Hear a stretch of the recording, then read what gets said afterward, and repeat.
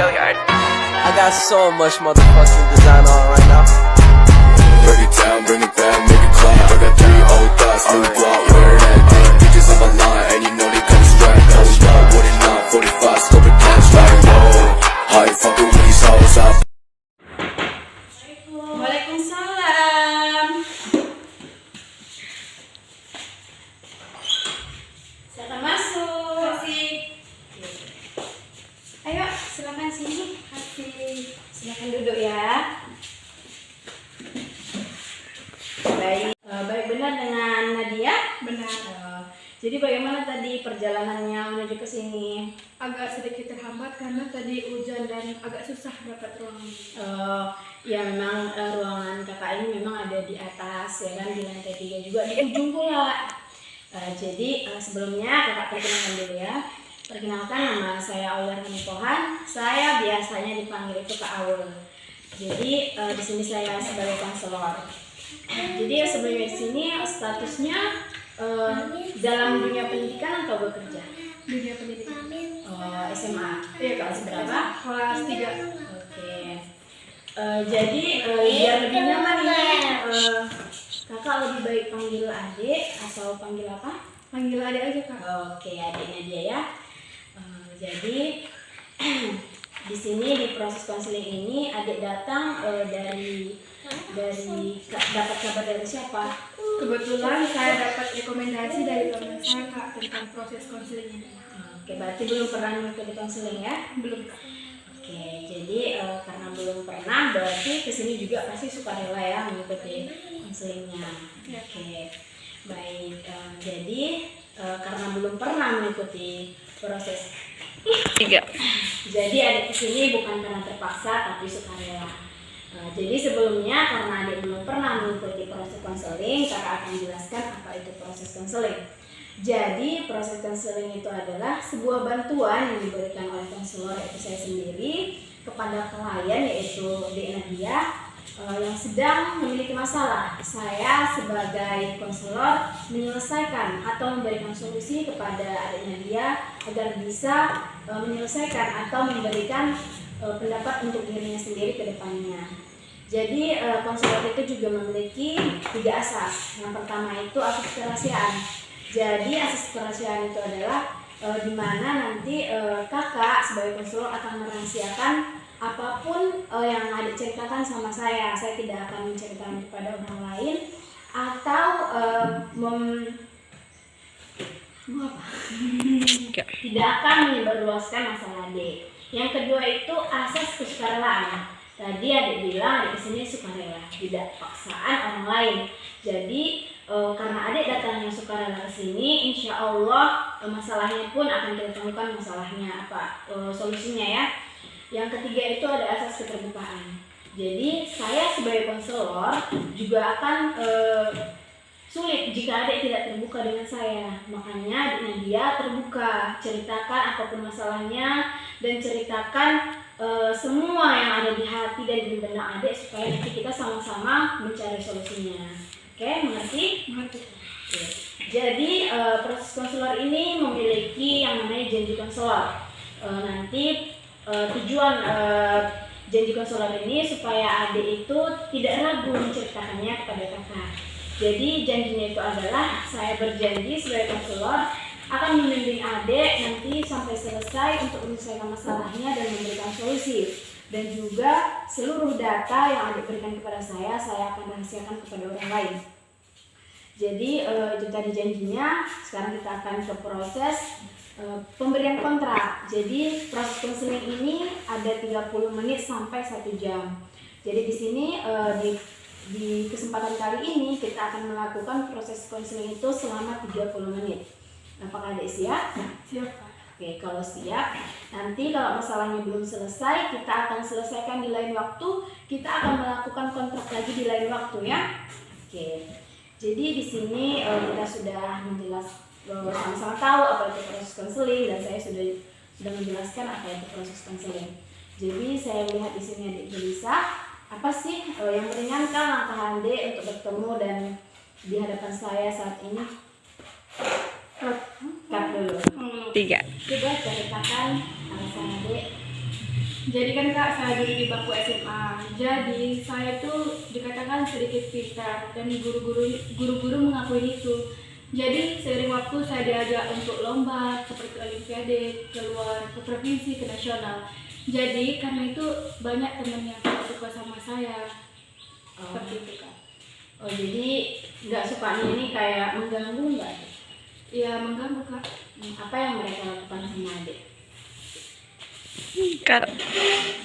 Ya Kak, sedikit mengganggu. Ya seperti kayak di ruangan sering dilempar kertas, ditolak-tolak gitu Kak. Oh jadi mengganggu lah ya Dek ya. Terus kakak boleh nanya Ya, Kak. kenapa, apa alasan mereka dan kenapa mereka membuli adik? Pasti kan ada alasan. Apa alasan teman-teman adik? Ya mungkin karena guru-guru lebih suka ke saya gitu kan Kak, lebih sering saya yang dipilih gitu. Mungkin karena itu mereka iri sama saya gitu. Oke, Kak dulu. Oh, baik, jadi berarti iri ya teman-teman adik sama adik itu gara-gara adik mungkin ikut olimpiade, terus adik juga pintar, jadi mereka iri gitu lah ya. Jadi yang kakak tanyakan, yang ngebully adik ini satu kelas, di luar kelas atau gimana? Iya Kak, jadi yang suka ngebully ini ada di dalam kelas dan di luar. Jadi seperti kata-kata gitu juga membuli atau memang kayak ke fisik, melukai gitu? Lebih sering ke fisik Kak. Jadi Fisik? iya Kak. Jadi itu otomatis kakak tanyakan lagi itu terganggu nggak pelajaran adik atau nilai adik turun nggak? Ya sangat terganggu Kak. Waktu tahun-tahun kemarin jadi saya sering mendapatkan juara. Terus gara-gara pembulian itu terjadi saya lebih malas belajar. Terus mood saya untuk belajar menurun, membuat saya tidak mendapatkan juara lagi Kak. Jadi lebih sering menyendiri lah ya. Jadi adik udah kasih tahu nggak sama guru gitu apa yang dilakukan teman-teman adik? Kan pasti guru-guru juga kan pasti bertanya, ih kok bisa sih nilainya turun sedangkan dia kan pintar, biasanya nggak kayak gini. Pernah nggak nanya gitu? Misalnya guru tahu nggak kalau adik kena bully gitu? Kalau saya sendiri tidak pernah mengasih tahu ke guru Kak, saya merahasiakannya sendiri karena saya takut apabila saya mengasih tahu ke guru, teman-teman semuanya bakal lebih nggak suka saya gitu Kak. Oke. Kalau orang tua adik tahu? Kalau orang tua saya mungkin tahu Kak karena saya udah berubah gitu Kak, lebih sering sendiri, lebih malas belajar. Jadi mungkin orang tua adik nampak ada perubahan adik. Terus ada gitu nggak usaha orang tua adik atau apa sih yang dilakukan orang tua adik kepada adik yang kan pasti kan terganggu ya pelajarannya? Apa yang dilakukan orang tua adik? Kak. Iya. Jadi Kak, orang tua saya lebih kenyemangatin, dia berkata ya udah nggak usah dengerin lagi, nggak penting gitu Kak. Oke. Jadi orang tua adik belum ke sekolah, masih menyemangati dari adik aja gitu langsung gitu? Ya Kak, soalnya orang tua saya lagi sibuk, kalau ayah lagi kerja, kalau ibu lagi berdagang Kak. Jadi susah lah ya. Oke. Jadi usaha adik lah dulu kakak tanya, gimana sih usaha adik sendiri gitu untuk menghindari bullying? Mungkin Kak. 3. Jadi Kak, saya lebih sering sendiri, lebih suka sendiri. Yang dulunya suka bergaul, jadi saya lebih sering sendiri. Oh, jadi itulah usaha adik gitu lah ya. Kakak boleh memberi solusi? Boleh Kak. Jadi gini kalau menurut kakak ya, sebenarnya yang dikatakan orang tua adik gitu itu sebenarnya benar gitu, nggak usah didengeri gitu. Memang itu karena orang tua kita kan juga ngerasain gitu, kita yang memang yang ngerasain gitu kan. Jadi kalau menurut kakak lanjutkan apa yang membuat adik dibullying itu gitu, buat mereka semakin iri gitu. Maksud kakak nggak perlulah mendengarkan mereka gitu kan, karena setiap orang memang punya rasa iri, tapi kakak yakin pasti nggak semua orang ngebully adik gitu. Jadi adik juga berusaha lah untuk berteman gitu, maksudnya jangan dengan orang-orang yang membullying gitu. Pasti kan di sana juga ada teman-teman yang pintar gitu. Gini Kak pernah mendapat suatu kata-kata katanya, kalau kamu berdekatan dengan orang yang berjualan parfum, kamu akan ikut wangi seperti parfum yang dia jual. Sama halnya dengan misalnya adik dekat dengan orang-orang yang pintar, adik juga akan disemangati, akan menular pintarnya sama mereka gitu. Jadi sebaliknya, jadi timbal balik gitu. Jadi kan Dek, setiap orang kan memiliki kelebihannya dan kekurangannya masing-masing. Dan kadang memang iri itu memang manusiawi memang, kadang kan kita iri, orang sampai sedikit kita iri. Tapi kalau misalnya sudah ke fisik itu membuli gitu lah misalnya, itu memang sudah di dalam batas gitu. Jadi yang kakak sampaikan kepada adik bahwa kalau kita nggak usah mikirkan gitu apa yang dikatakan orang lain, atau kalau misalnya orang-orang mengganggu adik gitu kan, kok udah melempar-lempar itu udah mengganggu namanya. Adik boleh kasih tahu sama guru BK di sana, biar nanti mereka diproses gitu. Jadi kakak tanyakan lagi, kalau misalnya kan ini kan ada udah dapat solusi kak dulu nggak kan jadi kakak tanyakan lagi sama adik, ada lagi yang mau diceritakan? Saya sih kak pengennya jadi saya kak pengennya nggak usah dipikirin, kayak ya udah bodo amat dibiarin. Tapi karena kan saya mengalami, saya duduk di situ, saya ngerasain, jadi mereka nggak tahu gitu kak gimana rasanya dibully, dilemparin, bahkan kadang PR saya diambil, disobek, bukan dibuang diri. Mereka nggak tahu kak, mereka nggak ngerasain itu.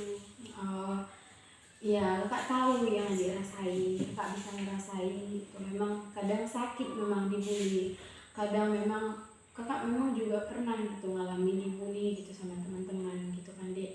Tapi coba adik bayangin gitu misalnya, jangan pikirkan tentang adik, tapi pikirkan tentang kedua orang tua adik yang sekolahin adik, yang berharap adik harus bisa gitu. Anak saya harus bisa, walaupun saya tidak bisa tapi anak saya harus bisa. Orang tua adik yang kerja mati-matian gitu, gak usah pentingin dulu orang lain gitu, gak usah pikirkan misalnya diri adik aja lah gitu. Tapi pikirkanlah perjuangan orang tua adik yang menyekolahkan adik gitu. Bahkan kadang orang tua berharap gitu lebih dari adik. Kalau menurut kakak, jadikan itu motivasi, jadikan mereka iri, jadi tambahkan iri mereka biar mereka juga jadi takut gitu sama adik. Jangan gentar gitu kalau menurut kakak. Kuatkan keinginan adik, kokohkan pendirian adik supaya mereka juga pastikan mereka juga takut gitu, takut untuk membuli adik. Dia kan pintar, dia kan gini. Jadi kalau menurut kakak gak usah menyendiri gitu, bergabung dengan mereka yang juga pintar gitu. Jadi kalau menurut kakak kesendirian itu juga nggak baik gitu kan Dek. Nanti adik juga semakin terpuruk, nanti adik jadinya jadi semakin hancur gitu. Jadi lebih baik adik mengikuti orang-orang pintar itu ya, jangan gentar, pokoknya semangat. Kakak yakin mereka iri dengan kepintaran adik. Kalau misalnya nanti adik gagal dalam nilai adik, mereka akan puas, akan senang ya. Oke, jadi ada lagi yang mengganjal di hati? Tidak. Tidak ada. Baik, karena ini sudah 30 menit proses konseling yang kita lalui.